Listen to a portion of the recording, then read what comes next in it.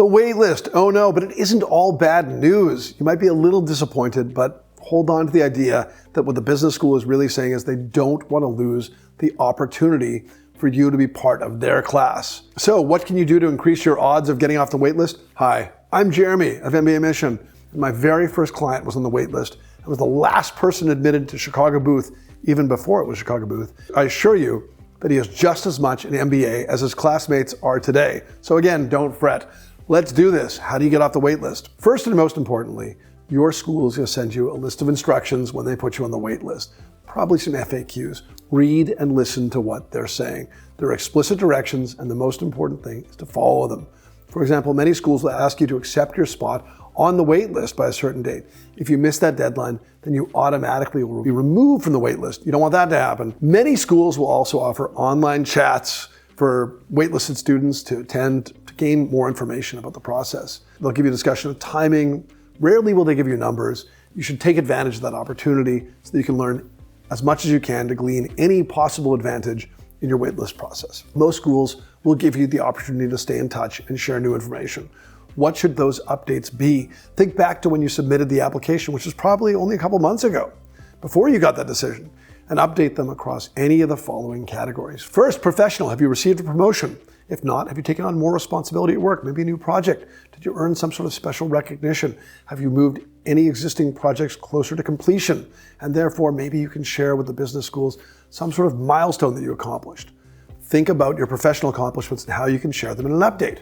It doesn't need to be revolutionary, it just needs to be progress. Secondly, take a look at what you've done in your community activities. Have you joined a new committee? Have you organized any events for a nonprofit that you're involved with?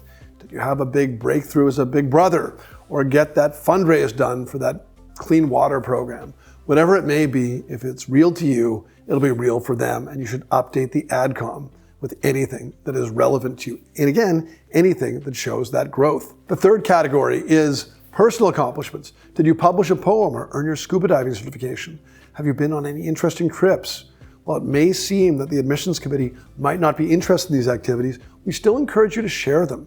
They're trying to understand the totality of who you are, and so an interesting experience could also help you with that goal. Meanwhile, if you've retaken the GMAT or GRE, then send those scores if they're higher. It's in the school's best interest to report your highest scores to rankings bodies. With a higher score, you're going to give them a clear reason to positively reevaluate you, and you're showing effort. Consider offering them an update on your career goals. Over the last couple of months, have you made any progress towards those goals? Have you taken a course, attended a conference, or taken on a project at work that taught you a relevant skill?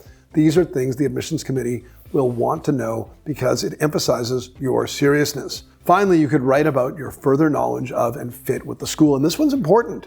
If you visited or spoken with more students or alumni, you could share more about why you feel increasingly committed to the school and how it's a good fit for you. When schools do select people off the wait list, they think about their yield, and this section of your update can help convince them that you are quite likely to attend.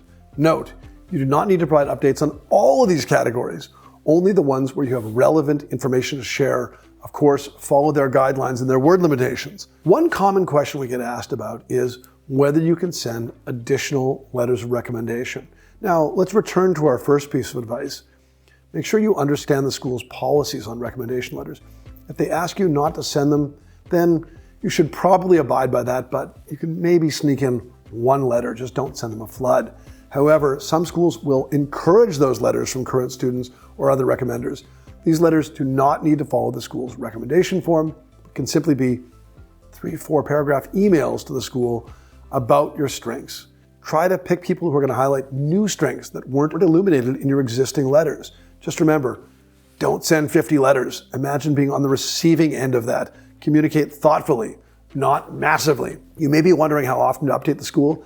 And again, our first answer is to respect the school's instructions. If they don't offer guidance, then we recommend one longer update, maybe 400 to 500 words, early in the waitlist cycle, and then a shorter one about 6 weeks later covering any progress in any of the categories mentioned above. It all depends on how long your process lasts, but 6 weeks for the next one after that, and therein kind of makes sense as well. Above all, don't give up hope. You're on the waitlist for a reason, and we've seen many applicants get accepted off that waitlist.